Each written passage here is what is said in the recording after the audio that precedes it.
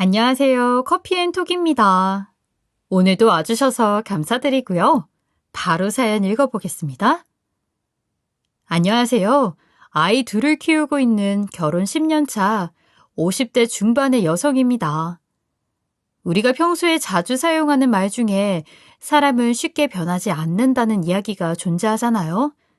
사실 저는 40대 초반까지만 하더라도 사람은 노력하면 충분히 변할 수 있다고 생각을 했었어요. 본인이 의지가 약하고 주변에서 제대로 도와주지 않아서 그렇지 누군가 옆에서 붙잡고 계속해서 잘못된 부분을 상기시켜준다면 충분히 가능할 것 같았거든요. 하지만 저도 나이를 먹게 되고 인생을 조금이나마 알게 되니까 사람이 변한다는 말은 철없을 때나 하는 우스갯소리가 맞는 것 같다는 생각이 드네요. 저는 남편과 30대 후반의 친구의 소개로 만나 6년간의 긴 연애를 하고 결혼을 했어요.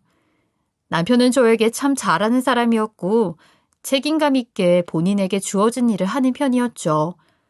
다만 단점이 있다고 한다면 남편은 바람기가 다분하다는 것이었어요. 연애를 하고 결혼까지 하면서도 항상 심증은 있는데 확실한 물증이 없어서 놓치게 되었죠. 사람들이 보통 여자의 촉은 누구보다 뛰어나다는 이야기를 많이 하잖아요. 저도 평소에 가족들이 함께 있을 때면 남편이 굳이 나가서 통화를 하거나 매주 주말에 급한 일이 있다면서 뛰어나가는 모습을 자주 봤었거든요.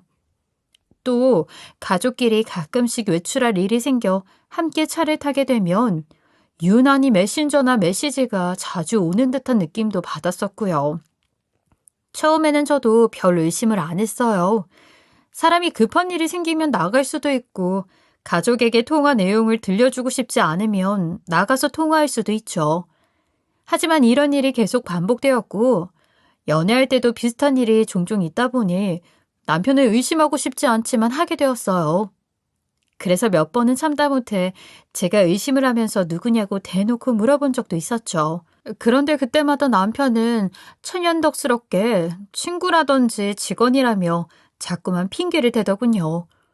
게다가 방귀 낀 놈이 성낸다고 오히려 본인을 의심하는 거냐면서 화를 냈죠. 그래서인지 저는 바람기가 다분한 남편을 보면서 답답할 때가 정말 많았어요. 사실 연애할 때도 물증이 없어서 매번 놓치기는 했지만 겉으로 드러나는 남편의 바람기 때문에 싸우기도 많이 싸웠죠. 남편의 바람기는 연애 4년 차에 접어들 때쯤 눈에 띄게 드러났는데 이 때문에 저는 헤어지려고 마음먹기도 했어요. 하지만 막상 헤어지려고 하니 남편을 너무 좋아했기에 입이 떨어지지 않았죠. 그래서인지 제가 옆에서 도와주면 남편이 저만 바라보던 그때로 돌아갈 수 있을 것이라고 착각도 했었어요. 그러나 사람은 쉽게 변하는 게 아니었죠.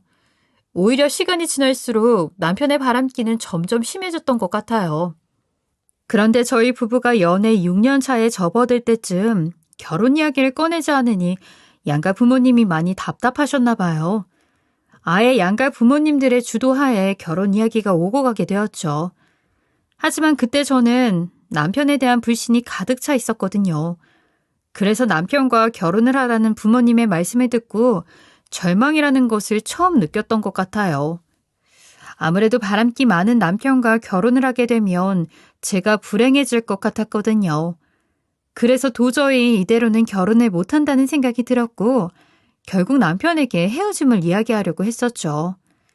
하지만 예상치 못하게 저희 첫째 아이가 결혼 전에 먼저 찾아오게 되었어요.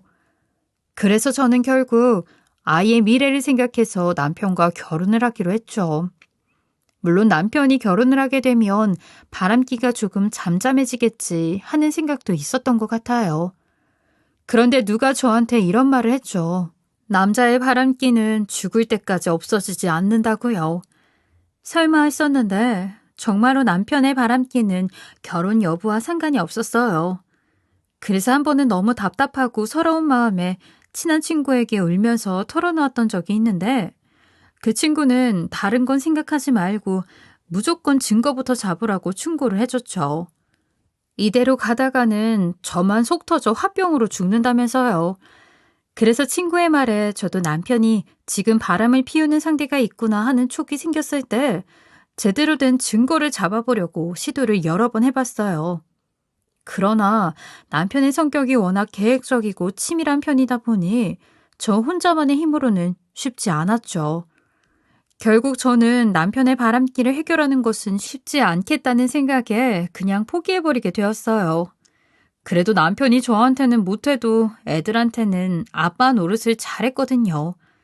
게다가 남편이 밀키트 만드는 공장을 하나 운영하고 있었는데 그나마 그 공장이 잘 되어서 먹고 살만은 했었어요. 그래서 애들한테 잘하는 것과 경제력만 보고 남편과는 그냥저냥 살았죠. 처음에는 포기가 굉장히 멀다고 생각했는데 막상 바람을 피우던 말던 가정에만 충실해라 라는 생각만 하니까 오히려 마음이 편했어요. 차라리 남편이 바람 피우는 것에 신경 쓰느니 아이들에게 더 최선을 다하는 게 낫겠다 싶었죠. 그렇게 저는 남편과 남남처럼 그리고 아이들에게는 최선을 다하는 엄마를 살았어요. 그런데 어느 날 갑자기 가슴에 통증이 생기고 멍울이 만져졌죠. 이런 증상이 나타난 기간이 꽤 오래 지속되기는 했었는데 아무래도 통증이 하루 종일 있었던 것이 아니다 보니 별일 없을 것이라는 생각에 크게 신경을 안 썼어요. 한 번은 우연히 이벤트에 당첨된 건강검진건이 생겨 친구와 함께 다녀온 적이 있었거든요. 그런데 병원에서 저에게 유방암이라는 이야기를 하셨어요. 처음에는 암이라니 덜컥 겁부터 났죠. 집안에 암으로 돌아가신 분도 없는데 왜 나한테 암이 생겼을까라는 생각에 처음에는 그럴 리가 없다면서 다시 검사를 해달라고 우겼어요. 저의 반응에 의사 선생님께서는 3기이지만 유방암은 생존 확률이 굉장히 높으니 일단 치료해보자고 하면서 위로해 주셨죠. 그렇게 저는 검사 결과를 듣고 터덜터덜 집으로 돌아가게 되었어요. 처음에는 어차피 걱정도 안 해줄 텐데 남편에게 이야기를 하지 말아야 하나라는 고민도 했었던 것 같아요. 그러나 제가 아무리 숨긴다 한들 같이 살고 있는데 남편이 모를 수가 없을 것 같다는 생각이 들었죠. 그래서 고민 끝에 남편에게 이야기를 하기로 했어요. 여보, 나 할 말 있어. 할 말 있으면 들을 테니까. 나 얼마 전에 친구랑 건강검진 갔다가 유방암 3기 판정 받았어. 항암 치료도 해야 하고 절제 수술도 해야 한대. 너는 네 몸 하나 간수 못하고 뭐 했냐? 그리고 암? 그럼 죽는 거 아니야? 그럼 애들은 어쩔 건데? 무슨 말을 그렇게 해. 유방암은 생존 확률 높대. 일단 병원에서는 치료해보자고 하더라. 암 걸리면 다 죽는 거지. 넌 그 말을 믿냐? 의사도 돈 벌어야 하는데 당연히 그런 말로 치료받으면 회유할 테고 아마 나중에 치료하다 죽으면 최선을 다했는데 안타깝게 되셨어요. 그럴 거다. 나도 인터넷으로 다 찾아봤어. 유방암 그거 별거 아니래. 그건 1기나 2기나 그렇지. 근데 너 3기라면서? 미리 이야기하지만 나는 너 평가는 못한다. 그러니까 알아서 해. 그래도 남편인데 저에게 이야기를 듣고 위로를 해주며 같이 병원도 다녀주기를 바랐거든요. 하지만 남편은 얼음장보다 차가운 말들을 늘어놓았어요. 결국 저는 남편의 도움 없이 혼자 치료를 받기로 하였죠. 남편의 반응을 보니 병원에 같이 다녀주는 것은 고사하고 혹시라도 내가 잘못되었을 때 저희 아이들을 버리지 않으면 다행이겠다 하는 생각이 들었어요. 그래서 아이들을 위해 내가 죽으면 안 되겠다는 생각에 누구보다 열심히 치료를 받기로 했죠. 하지만 하늘이 무심하게도 면역력이 많이 떨어져서 힘든 치료를 버틸 만큼 충분하지 않았어요. 게다가 의사 선생님께서는 여기서 면역력이 더 떨어지면 오히려 위험하다고 저에게 수술을 하기 전까지 입원을 하는 게 어떻겠냐고 물으셨죠. 그래서 저는 병원에 입원한 후 한참을 면역력 올리는 데 도움이 되는 치료를 받다가 유방암 절제 수술을 하게 되었어요. 하지만 수술을 버틸 수 있을 만큼의 체력과 면역력이 충분하지 않았나 봐요. 저는 수술 이후 제대로 깨어나지 못하고 한동안 생사를 헤매게 되었죠. 그렇게 3일을 일어나지 못하다가 겨우 일어나 중환자실에서 병실로 옮겨졌는데 남편이 제 침대 위에 걸터 앉아 있었어요. 순간 그래도 남편이라고 와줬구나 싶어서 고마운 마음이 들었죠. 그런데 남편 놈은 제가 병실로 올라가자마자 헛소리를 시작했어요. 너는 입원까지 해서 편하게 수술받는데 그거 하나 못 버텨 일어나지도 못하냐? 유방암 절제 수술이 얼마나 힘든 건 줄 알아? 그리고 와이프가 생사를 헤매다가 겨우 일어났으면 기뻐해야 하는 거 아니야? 다른 사람들 보니까 암 수술 때문에 생사 헤매지는 않던데. 수술받다 중환자실까지 내려가고 너도 참 대단하다. 뭐라고? 그게 아픈 사람한테 할 소리야? 됐고, 오늘은 간호사가 와이프 수술 받고 겨우 일어났는데 왜 안 오냐고 오라고 난리를 쳐서 왔지만 지난번에도 말했듯이 나는 죽을 사람 간병할 생각 없어. 그러니까 퇴원하면 요양원 알아봐 줄 테니 집으로 오지 말고 곧장 거기로 가라. 오늘 이 말 하러 온 거야. 남편 말을 듣고 너무 황당해서 말이 밖으로 안 나왔어요. 어차피 간병을 할 사람이 아닌 것을 알기에 옆에 있어줄 거라는 생각은 진작에 버렸지만 이제는 집에 오지도 말고 요양원에 가라니 이게 아픈 아내한테 할 소린가요? 그날 저는 남편 이야기를 듣고 서러워서 엉엉 울었던 것 같아요.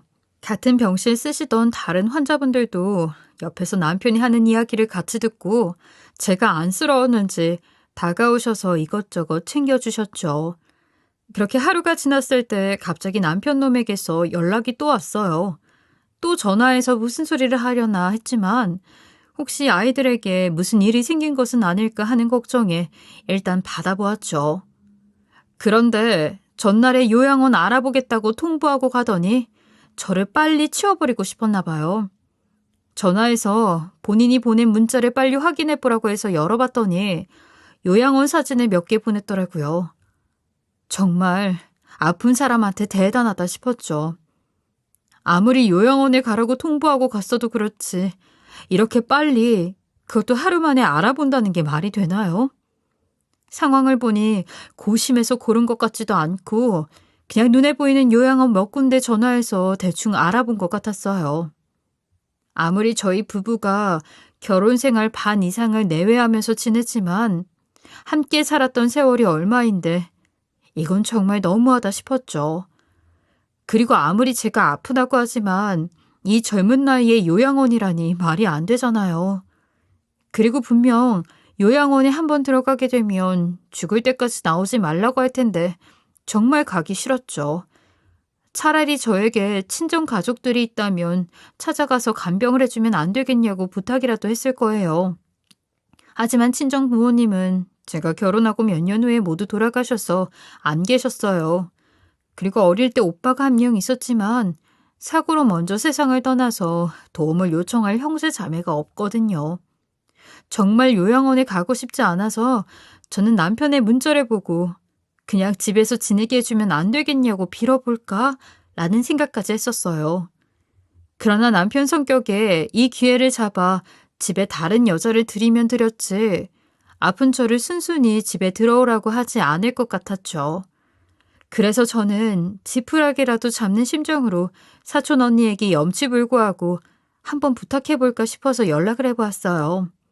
그러나 사촌 언니는 아프다는 저에게 본인이 혼자 살고 있는 것도 아니고 집에 형부며 조카들까지 있는데 어떻게 본인이 사촌 동생 암간병을 하겠다 나서냐고 했죠.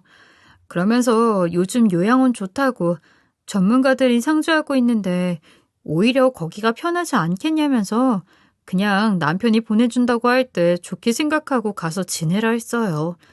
아무리 사촌이라고 하지만 가족인데 걱정 한마디 없이 단칼에 거절하는 게 정말 너무하다 싶었죠. 결국 저는 죽어도 요양원에 가고 싶지 않았지만 돌봐줄 사람을 찾지 못했고 어찌할 수 없이 요양원에 들어갈 수밖에 없었어요. 그렇게 며칠 뒤 저는 퇴원 후에 곧바로 요양원으로 들어가게 되었죠. 당연히 요양원은 나이 드신 분들이 가는 곳이라고 생각했기에 저와 비슷한 또래의 사람은 없겠거니 했어요. 그래서 앞으로 요양원에 들어가면 심심해서 어떻게 버티나 하는 생각을 했었죠. 그런데 제가 태어나는 날짜는 기억하고 있었던 것인지 요양원에 발을 붙이자마자 남편놈이 전화를 해왔어요. 전화를 받아보니 남편놈은 노인네들 가득한 곳이라 다인실을 주면 안 될 것 같아서 2인실로 얘기해뒀으니 거기서 죽을 때까지 잘 있어 보라고 선심 쓰듯이 이야기를 했죠. 진짜 남편놈이 옆에 있었으면 곧바로 머리채를 잡았을 거예요.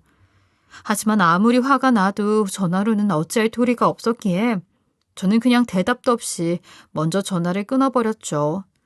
그리고 간호사님의 안내를 받아 병실로 들어갔는데 거기서 우연히 저와 동갑인 또래의 여자를 만나게 되었어요. 그 여자를 만나게 되면서 나이가 어린 사람도 요양원에 들어오는 경우가 있구나 하는 생각을 했었죠. 간호사님이 저를 병실까지 안내한 후 밖으로 나갔고 같은 병실을 사용하는 여자와 이런저런 이야기를 나누게 되었어요.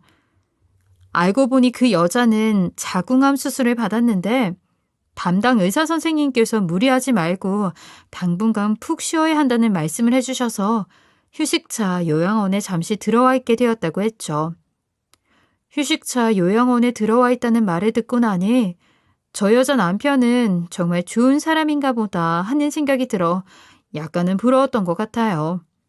그런데 함께 대화를 나누면서 저도 요양원에 오게 된 사정을 얘기하니까 그 여자는 열을 내면서 본인 남편도 바람이나 자신을 버렸다고 하는 거예요. 같은 병실 쓰는 사람과 어쩜 사연까지 똑같은지 정말 신기한 우연이라고 생각했던 것 같아요. 그 여자와 저는 사연도 똑같고 나이도 똑같아서 그런지 정말 쿵짝이 잘 맞았죠. 그리고 같이 이 아픔을 이겨내자고 약속했어요. 저는 수술을 받았지만 암이 완전히 제거된 것이 아니기에 항암 치료를 받아야 했고 아이들을 위해서라도 어떻게든 살아야 된다는 생각이 들었죠. 하지만 요양원에서는 항암 치료를 할 수 없으니 수술 회복이 된 후 주기적으로 병원에 가서 진료를 받아야 했어요. 물론 요양원과 병원을 왔다 갔다 하는 게 쉽지는 않았죠. 하지만 어떻게든 병마와 싸워서 다시 저의 자리로 돌아가고 싶었어요. 퇴원 후 억지로 요양원에 들어가는 게 죽기보다 싫었는데 같은 병실을 쓰는 여자가 있어서 그런지 나름 정을 붙이면 괜찮겠다는 생각이 들었죠. 사연도 비슷하고 나이도 똑같다 보니 말이 잘 통했고 단짝 친구처럼 붙어 지내면서 웃는 날도 많아졌고요. 그러나 행복도 잠시였죠. 제가 요양원에 들어간 지 약 2달쯤 되었을 때 단 한 번도 찾아오지 않던 남편놈이 병문안을 왔어요. 그것도 젊은 여자 하나를 끼고 말이에요. 처음에는 제 2눈을 의심했어요. 평상시 바람을 당당하게 피우는 사람이고 아무리 생각이 없다고 해도 그동안 바람을 피우면서 저에게 상간녀를 보여준 적은 없었거든요. 그런데 어떻게 50대의 나이에 젊은 여자를 데리고 병원에 찾아올 수 있는 건지 너무 황당했어요. 심지어 그 여자는 남편의 공장에서 일을 하고 있는 동남아 여자였죠. 한눈에 봐도 남편과는 최소 20살이 넘게 차이가 나 보이는데 당당하게 병원까지 끌고 온 모습이 어이가 없었어요. 정말 믿을 수 없는 상황에 할 말을 잃었는데 그 와중에 남편놈은 눈치 없이 저에게 서류 하나를 내밀더니 그냥 사인만 하라고 했죠. 남편놈이 저에게 내민 게 무엇인지는 대충 알고 있었어요. 여자까지 당당하게 데리고 왔는데 그놈이 저에게 내민 것은 뻔하잖아요. 남편놈이 저에게 내밀었던 것은 예상하던 대로 이혼 서류였죠. 지금 나랑 뭐 하자는 거야? 장난해? 아무리 내가 아프다고 해도 그렇지. 당당하게 바람을 피운 것도 모자라 병원에 여자까지 끌고 와서 이혼 서류를 내미는 게 정상적이니? 나 너랑 오래 얘기하고 싶지 않으니까 그냥 사인해. 너 가면 장례는 치러줄 테니까 걱정 말고. 장례 같은 소리 하네. 왜? 내가 사인해주면 옆에 있는 여자랑 결혼이라도 하게? 그래. 못할 것도 없지. 너 가면 우리 애들도 졸지에 엄마 없는 애 되는 건데 이 여자랑 결혼하면 엄마는 만들어줄 수 있지 않겠냐? 그리고 네 꼴 좀 봐. 납작한 게 이게 여자냐 남자냐? 괜히 귀찮게 끌지 말고 조용히 도장 찍자. 뭐라고? 너 양심이 있기는 하냐? 나 요양원에 가둬놓고 이제는 마음 편히 바람 피우겠다 이거야? 그래. 어차피 곧 있으면 저 세상 갈 사람한테 내가 무슨 미련이 있겠냐? 그리고 사랑도 교통사고처럼 갑자기 찾아오는 건데 여자 만난 게 무슨 큰 죄라고 이 난리야. 그냥 이혼 서류에 사인이나 해. 우리 그냥 깔끔하게 끝내자. 저기요. 옆에서 듣자니 말이 너무 심하신 거 아닌가요? 여기 병원이고 옆에 사람도 있는데 소란을 피우시면 어떻게 해요? 참나. 당신이 뭔데 남 대화하는데 끼어드는 거야? 그쪽이 갑자기 쳐들어와서 소란을 피웠잖아요. 그리고 어떻게 아픈 사람 앞에 상간녀까지 끌고 와서 이럴 수 있어요? 안 그래도 하루하루 치료하기 힘들어서 끙끙대는 사람한테 어떻게 그래요? 그쪽 계속 그런 식으로 살다가 나중에 천벌받아요. 뭐라고? 너 말 다 했어? 당신이 뭘 안다고 그딴 식으로 말을 짓거려? 그쪽에 대해 몰라도 저도 눈치라는 게 있는데 딱 보면 상황 알지 않겠어요? 바람 피운 게 뭐 자랑이라고 여기까지 여자 끌고 와서 아픈 사람한테 이혼 서류를 던져요? 그렇게 살지 마세요. 그리고 시끄럽게 하지 말고 얼른 나가주시죠. 여기 혼자 쓰는 병실 아닌데 계속 그렇게 소란 피우면 벨 눌러 간호사 부릅니다. 같이 병실 쓰는 여자가 남편이 올 때 눈을 감고 있어서 자고 있는 줄 알았거든요. 그런데 남편과 제가 하는 이야기를 듣고 있었나 봐요. 그 여자는 저와 같은 상황을 겪어서 그런지 화가 잔뜩 나서 참지 못하고 저 대신 난리를 쳐줬어요. 덕분에 남편 놈도 다음에 다시 오겠다면서 그냥 병실을 나갔죠. 남편 놈이 여자를 데리고 병실 밖을 나가자 그 여자는 저에게 부부 사이에 끼어드는 게 아닌데 본인이 괜히 나섰나 싶다고 했어요. 본인도 같은 일을 겪어서 그런지 괜히 감정이입이 되어 참을 수가 없었다고 했죠. 사실 저도 남편에게 똑같은 소리를 하고 싶었는데 병원이라 괜히 시끄럽게 굴면 안 될 것 같아서 최대한 참고 있었거든요. 하지만 그 여자가 대신 하고 싶은 말을 다 해주니까 속이 다 시원했죠. 그동안 다른 것은 몰라도 아이들을 위해서 이유는 참아보려고 했었어요. 괜히 아직 어린 아이들에게 상처를 주고 싶지 않았거든요. 그러나 남편 놈이 이제는 대놓고 여자를 데리고 오는데 더 이상 참지 못했어요. 게다가 남편 놈은 끈질기게 이혼을 해줄 때까지 저를 괴롭히겠다고 통보를 했죠. 처음에는 남편의 행동이 너무 괘씸하고 화가 나서 끝까지 이혼을 해주지 않고 버티려고 했어요. 하지만 남편님이 자꾸만 치사하게 나왔죠. 예를 들면 몇 개월 동안 요양원 병원비를 내지 않는다던가 아니면 이혼을 해줄 때까지 아이들과 통화조차도 못하게 막는 등의 행동을 했어요. 하다 항암치료 비용도 못 내주겠다고 버티는데 더럽고 치사해서 눈물이 다 나왔죠. 그러면서 이혼해주면 본인이 치료비랑 요양원 입원비는 문제없이 지불하겠다고 했어요. 그 말에 저는 어떻게든 치료받아 살아나가는 게 중요하니 결국 이혼 서류에 사인을 할 수밖에 없었죠. 그리고 남편 놈이 하는 짓거리를 보니까 이혼 여부와는 상관없이 지난번에 데리고 온 동남아 여자랑 살림을 합칠 모양이었어요. 그런데 제가 보기에는 여자가 너무 젊었고 또 외국인이다 보니 불안했어요. 게다가 두 사람이 살림을 합치게 되니 아이들은 상간녀가 낳은 게 아니니까 어떤 대우를 받을지 모른다는 생각이 들었죠. 그래서 이혼을 하더라도 우선은 제가 유방암 완치가 된 다음에 양육권 소송을 해서 아이들을 데려와 직접 키우는 게 낫겠다 싶었어요. 그렇게 저는 아픈 몸으로 남편과 이혼을 했고 이혼 후에 요양원을 나와 있는 돈을 털어 단칸방을 구해놓고 거의 폐인처럼 병원만 왔다 갔다 하면서 살았었죠. 그렇게 요양원을 나온 지 거의 한 달쯤 되었을 때 친구에게 전화가 왔어요. 예전에 제가 전 남편 바람기 문제로 눈물을 흘리면서 이야기를 했던 친구인데 제가 이혼을 하고 요양원을 나갔다니까 전화해서 아주 난리를 쳤죠. 제가 요양원에 있을 때 그 친구가 병문안을 자주 왔었거든요.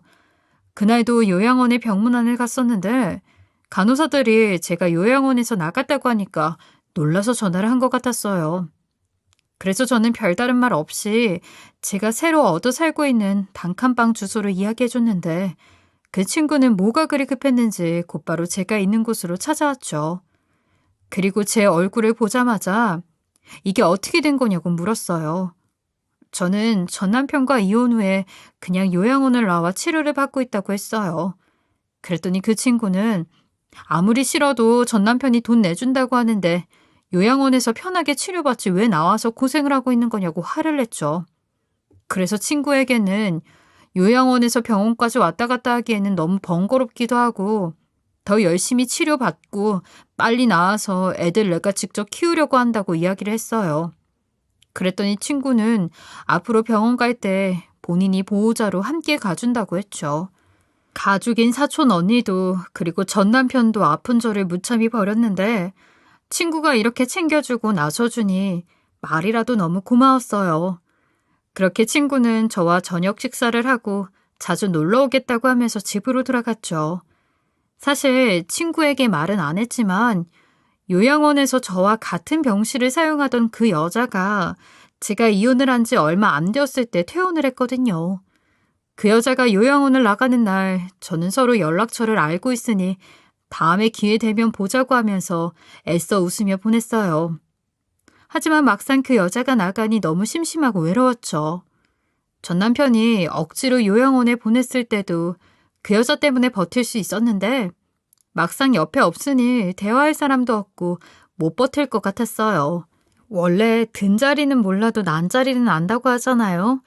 그래서 어차피 이혼도 했는데 차라리 밖에 나가 혼자 살면서 치료를 받자고 생각을 했던 것도 요양원을 나온 이유 중 하나였죠. 물론 간호사님들의 도움이 없고 항암 치료를 할 때 외에는 밖에 잘 나가지 않으며 폐인처럼 살고 있기는 하지만 차라리 이게 마음이 편하고 좋았어요.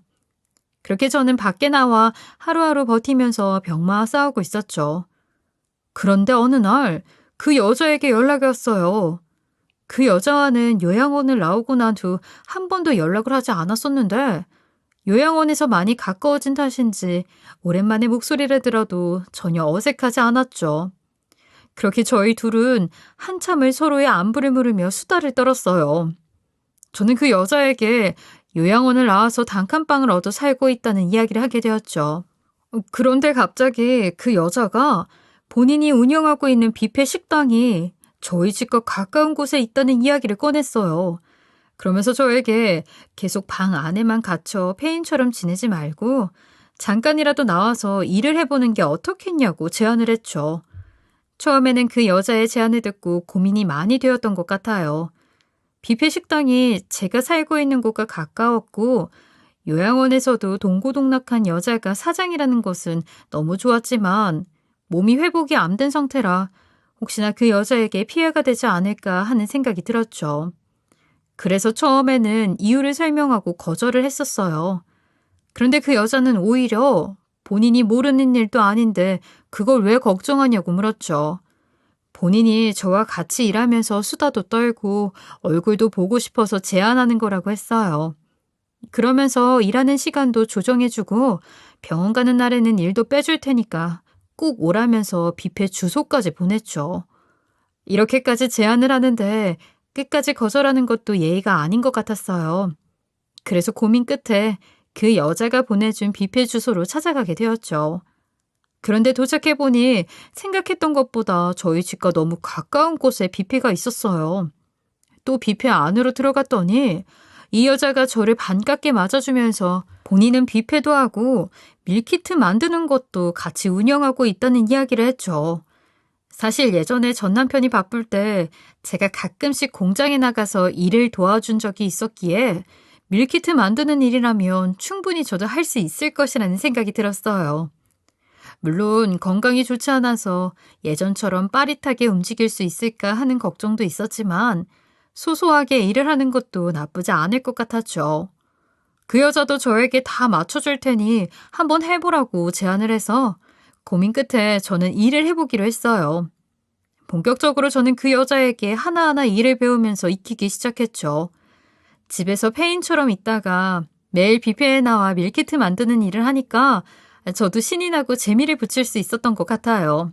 일을 차근히 배우다 보니까 저는 자연스럽게 그 여자가 여기저기 밀키트 관련해서 납품을 많이 하고 있다는 것을 알게 되었죠.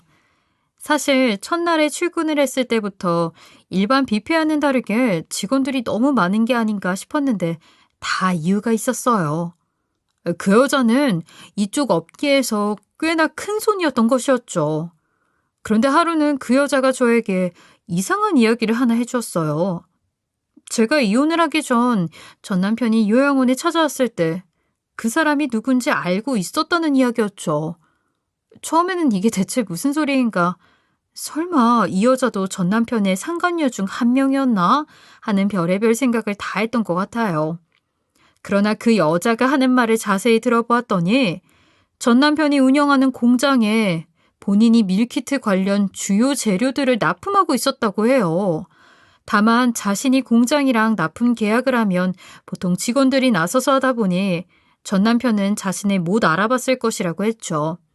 그렇지만 예전에 뷔페 위에 마련된 직원 사무실의 계약 문제로 전 남편이 몇 번 찾아왔을 때 스치듯 인사를 한 적이 몇 번 있다고 했어요. 또 나중에 문제가 생길 것을 염려해서 본인은 납품 계약한 공장 사장님들의 번호를 가지고 있는데 메신저에 전 남편 사진이 올라와서 몇 번 본 적도 있다고 했죠. 그래서 그 여자는 요양원에서 한눈에 전 남편 얼굴을 알아봤던 것이었어요.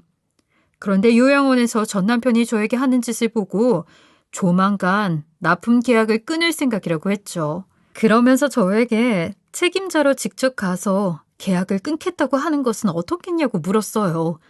물론 제가 싫다고 하면 다른 직원을 시켜서라도 납품 계약을 끊을 생각이고 다른 업계 사람들에게도 이야기해서 그 공장과는 계약 끊으라고 할 생각이니 부담 없이 대답을 해보라고 했죠. 처음에는 내가 해도 되는 건가 해서 조금 고민이 되었어요. 하지만 전 남편이 저에게 했던 짓은 용서할 수가 없을 것 같아서 한번 해보겠다고 했죠.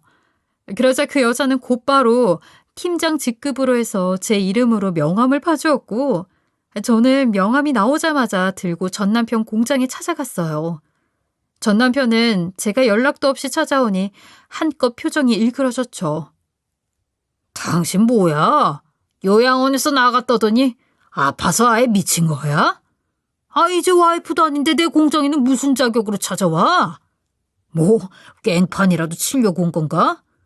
경찰 부르기 전에 당장 나가? 당신 공장에 납품하는 회사 직원 자격으로 온 거야. 내가 얼마 전에 취직을 했거든. 그것도 팀장 자격으로 말이야. 전 남편은 제가 내민 명함을 받아들더니 눈이 커져서 아무 말도 못했어요. 그 여자가 전 남편 공장에 납품하는 재료들이 밀키트 만드는데 중요하게 사용되는 거라 아마 제 명함을 받아들면 함부로 대하지 못할 것이라고 하더니 정말이었어요. 남편은 저에게 쩔쩔매며 이야기를 했고 당황해서 그런지 땀을 엄청 흘리더라고요. 당신이 어떻게 이 회사에 취직한 거야? 그건 그렇고 회사에서 공장에 직접 찾아오는 일은 드문 일인데 여기까지 웬일로? 일이 있으니까 왔겠지. 내가 당신 얼굴 보는 게 뭐가 좋다고 여기까지 찾아왔겠어? 그래, 일단 사무실로 들어가서 얘기하자. 나는 여기 오래 있고 싶지 않으니까 그냥 여기서 얘기할게. 계약서 보니까 이번 달이 납품 계약 마지막이더라. 응, 맞아. 그래서 재계약. 재계약 같은 소리하고 앉아있네. 아니, 내가 팀장으로 있는 한 당신 공장과 재계약은 없어. 대표님께도 보고했고 내가 책임자니까 알아서 결정하라고 하시네. 그런 게 어딨어. 우리가 아무리 이혼을 했다지만 갑자기 계약 해지 통보를 하는 게 말이 돼? 당신은 나한테 통보하고 바람 피웠니? 우리 회사가 갑에 위치해 있는데 해지 통보를 언제 하던 무슨 상관이야? 그리고 당신 공장과 계약 해지는 직원들과 회의 끝에 결정한 거야. 애들 엄마야. 그동안 내가 다 잘못했어. 당신도 그 회사에 취직했으면 알잖아. 그 회사에서 재료 납품이 안 되면 우리 공장 문 닫아야 해. 그것만큼 질 좋은 재료 취급하는 곳 찾기 힘들단 말이야. 그러니까 재계약 한 번만 다시 생각해주면 안 될까? 애들은 먹이고 살아야지. 내가 왜 그래야 하는데? 당신이랑 사이가 좋은 것도 아니고 그렇다고 당신이 내 남편도 아닌데 다시 한번 말하지만 당신 공장과 재계약은 없어. 그리고 애들 핑계 대지 마. 애들도 내가 다 데려올 거야. 전 남편은 계약 해지 통보에 충격을 많이 받았는지 제 바지가랑이를 붙잡고 싹싹 빌면서 한 번만 봐달라고 했어요. 그러면서 대표님과 한 번만 면담을 할 수 있게 자리를 마련해달라고 했죠.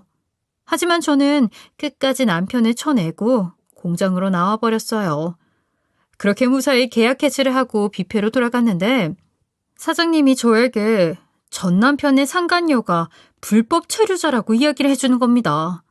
그러면서 제대로 복수하고 싶으면 그 여자를 불법 체류자로 신고하라고 했어요. 상간녀가 아직 공장에서 근무하고 있으니 분명히 문제가 될 것이라고 하면서요. 저도 이왕 복수를 시작했으니 확실하게 마무리하고 싶어서 그 여자 말이 사실인지는 모르겠지만 우선 신고를 하게 되었죠. 불법 체류자 신고 방법을 찾아보니 그냥 간단하게 출입국 관리소 외국인 정책본부 홈페이지에 들어가 신청서를 작성하면 간단하게 신고가 가능했어요. 처음에는 제가 전 남편의 상간녀 정보를 몰라서 가능할까 싶었는데 신고하기 전에 찾아보니 속한 회사명과 지역만 입력해도 수사가 진행된다고 되어 있었죠. 그래서 저는 최대한 알고 있는 정보를 작성한 후 불법 체류자 신고를 마쳤어요. 그리고 저는 불법 체류자 신고를 하면서 민원 처리 과정 알림을 받겠다는 항목에 클릭을 했었거든요.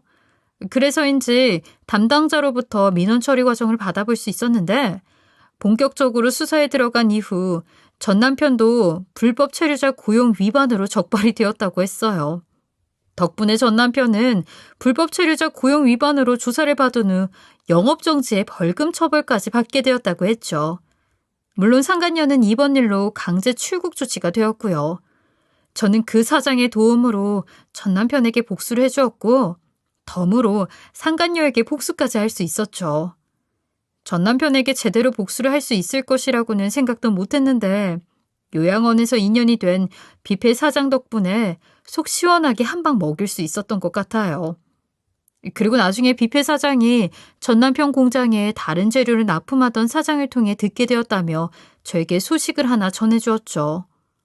안 그래도 회사의 납품을 끊게 되면서 공장이 휘청거렸는데 불법 체류자 사건이 터지게 되면서 전 남편 상황이 안 좋아져서 결국 공장 문을 닫게 되었다고 해요.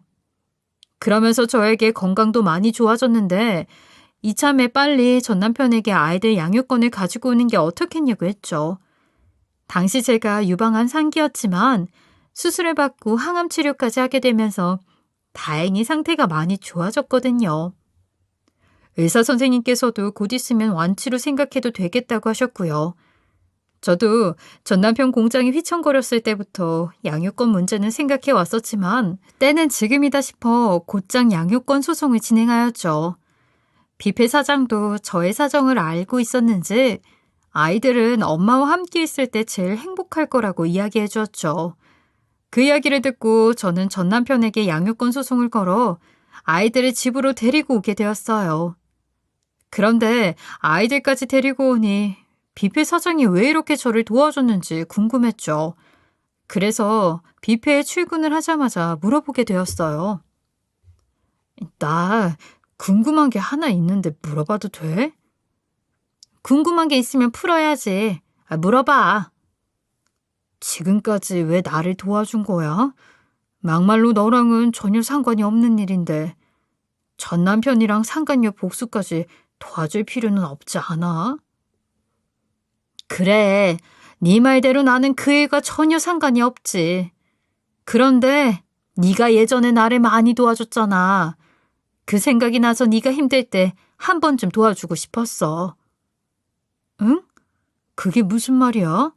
내가 너를 언제 도와줬는데? 너는 기억하지 못하겠지만 우리 초등학교 동창이야. 살면서 초등학교 동창을 기억하는 사람이 얼마 있겠냐마는 난 너한테 받은 게 많다 보니 잊혀지지가 않더라고. 뭐? 우리가 초등학교 동창이라고? 전혀 몰랐는데. 이런 인연이 다 있어? 그런데 내가 너를 언제 도와줬는데? 원래 좋은 일이든 나쁜 일이든 받은 사람만 기억하는 법이지. 초등학교 때 너가 먼저 다가왔고 나한테 엄청 잘해줬어.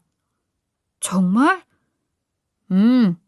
내가 밥을 굶고 있을 때 항상 네가 도시락 같이 나눠 먹고 친구들이 거지라고 놀릴 때 네가 다 막아줘서 내가 무사히 초등학교 졸업할 수 있었어. 근데 살면서 너를 만나게 될 줄은, 그것도 요양원에서 만날 줄은 전혀 몰랐는데 이제서야 갚을 수 있게 되었네. 이제 와서 하는 말이지만 너무 고마워. 사실 초등학교 다닐 때 기억이 잘 나지는 않지만 우리가 인연인 것은 확실하네. 나도 고맙다. 사장 말대로 초등학교 이름과 담임선생님 이름까지 똑같았어요. 그걸 듣는데 소름이 돋고 너무 깜짝 놀랐어요. 이렇게 저를 잊지 않고 기억해준다는 게 저도 너무 고마웠죠. 저희 둘은 이번 일을 계기로 더욱더 친해질 수 있게 되었고, 전 남편에게 데리고 온 아이들도 뷔페 사장을 이모라고 부르면서 잘 따르고 있어요.